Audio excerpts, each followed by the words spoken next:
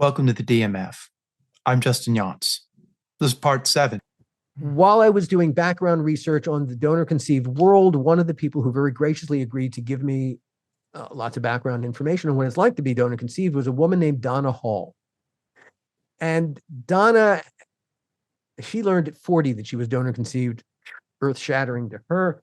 But the whole rest of Donna's story, I said, Donna, you're a podcast unto yourself. And she said, yeah, I know. I've been trying to turn it into one.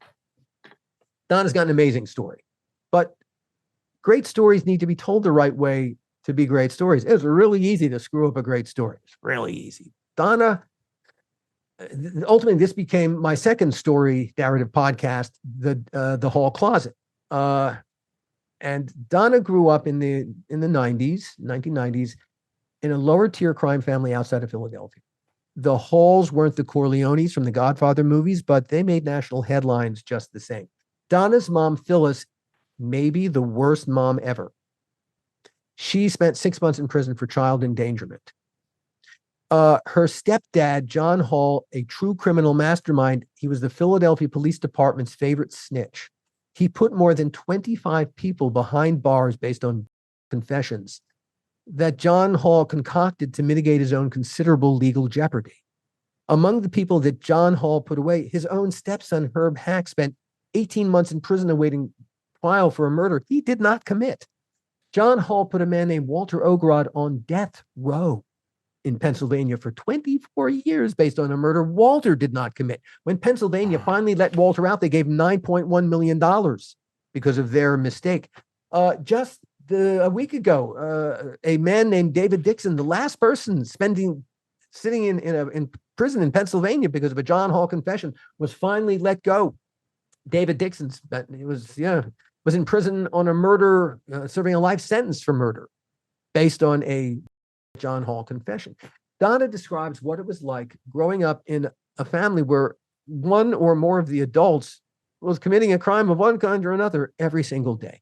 Now, Donna's a wonderful storyteller. She's vivacious, not an ounce of self-pity. What makes her story, for me, remarkable, one, it's just, oh my God, what a remarkable story. Yeah. But it's her journey to safety and empowerment. And for me, I got to tell that story.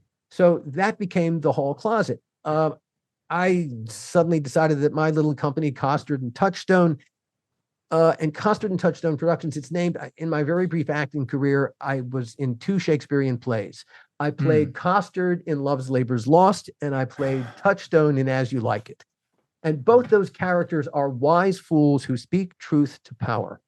And that's what my little company is. We are wise fools speaking truth to power. And so I dedicated Costard and Touchstone to making podcasts. And so I've got, in addition to the How Not to Make a Movie podcast and the Donor a DNA horror story in the Hall Closet, I also got 2 more that are out right now. There's the one about Chinese medicine called Sage Wellness Within, and a new one we just started dropping called Just the Photographer with David Swanson. David is a Pulitzer Prize winning photojournalist who has covered everything from wars in Bosnia to Afghanistan to Iraq, natural disasters, Hurricane Katrina, the earthquakes in Haiti, to red carpet events. And he took one of the iconic 9/11 photos of the first responders down in the pit. He's got a Pulitzer Prize, but his pictures, they can tell you what it felt like, but they can tell you what it looked like standing where he stood in those very dangerous places, but they can't tell you what it felt like.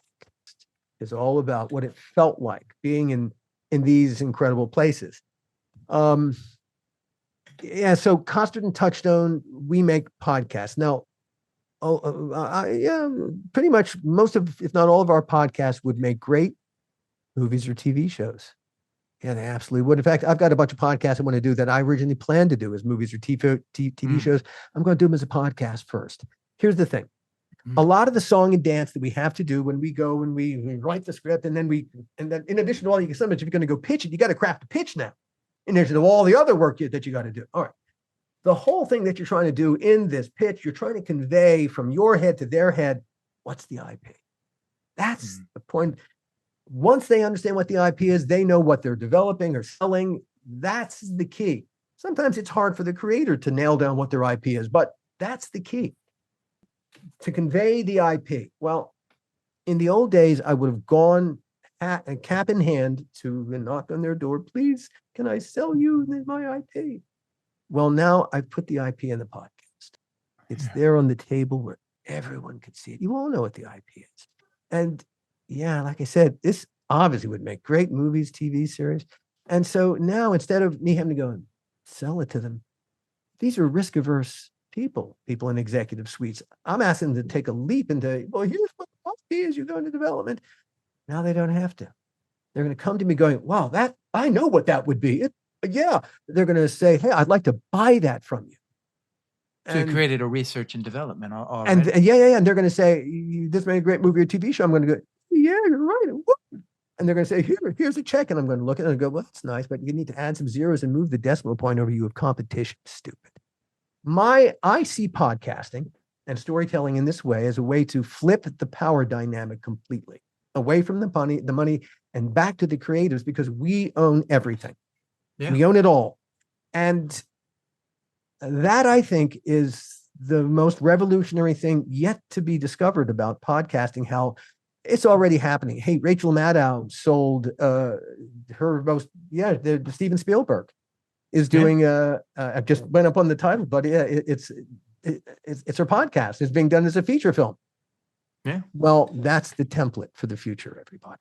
And I think podcasting could easily become the development zone for bigger projects, because I'm going to say it costs nothing to make a podcast. That's not true. They cost money. If we were getting paid our time, our energy, our creativity, our expertise, and that's just the work involved. That's not the ownership of the material. Those are two separate things. The work to create is one thing. The ownership of the material is something else entirely. And so I believe, as part of my model, as cash flow begins to come in with every podcast, before we say we're in profits, you got to pay for the cost of production. And so I've got an idea in my head what every podcast costs, and everyone who worked on the pod, basically me, but my co-hosts, everyone gets paid for their work first. And after we paid for the work, then now you're into profits. And then every dollar is profit. Yeah. So as a creative venue, I think podcasting is, God, why would you want to make a movie and TV show? Why would you want to invest all that time?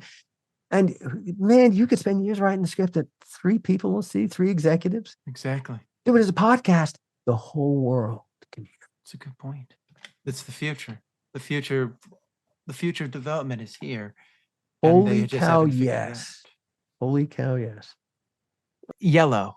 I think Yellow is such an interesting story. One, you've got Kirk Douglas, who is, was in Paths of Glory. And you got his son. That was the point. Now, it was supposed to be the last episode ever of Crip, but after HBO decided we were going to carry on, it was kind of a celebration episode. Yeah. What Bob wanted to do, one of the movies he loved when he was a film student at USC, was Paths of Glory. Yeah. And so he wanted this episode, which was a World War I based story, to be his homage to Paths of Glory. Well, the lead actor in Paths of Glory was Kirk Douglas. And so Bob wanted Kirk Douglas. The original script, the script had been written before I went aboard. It had been written by the Thomas brothers, 2 big feature writers. They did not do a very good job. It was poor because they thought comic book and they didn't invest the characters with anything. So it was all one note up here on the surface. It was really, yeah. And Bob knew he could never send this to Kirk Douglas. He would get him. Yeah. And so since it was my job to rewrite all the scripts, Bob turned to me and said, I need you to get me Kirk Douglas. This is what he said to me. Wow. We need to get Kirk. And so I did my revisions, bent on getting Kirk. We got Kirk. The one caveat to getting Kirk was that, he was having his youngest, I think it was his youngest son, Eric. He was trying everything he could to help Eric, who was a very sad story. Really, really sad story. So yes, we agreed. Yes, he can play the son. So, that was the one condition to hiring Kirk, was we had to hire Eric, but hey, we didn't care. You also had Dan Aykroyd in there. You had Lance we got Dan and we got Lance Hendrickson. So we put a good cast out there. I mean, Kirk Douglas, nothing else matters. You got Kirk Douglas. I know. I was blown away by that. I was like, wow, you guys got Kirk Douglas to do this one-off. I was just amazed. It was remarkable watching us turn Simi Valley into World War I France sort of kind of. But getting to working with Bob Zemeckis is always an incredible experience creatively. He is everything I know about the collaborative process. I've learned at that man's feet. Well, that and understanding how to do improv. If you understand how to do improv, the dynamic is yes and. You do not introduce the word no into an improv. That kills everything. But hey, do you like my hat? Yeah, I love the tropical birds on them. What are their names? Well, this one's Lois, this one's Fred. You're constantly adding information. That's what the creative process, that's how it works. If you dig in your heels, you just killed it dead. Please like, share, and subscribe. Thank you.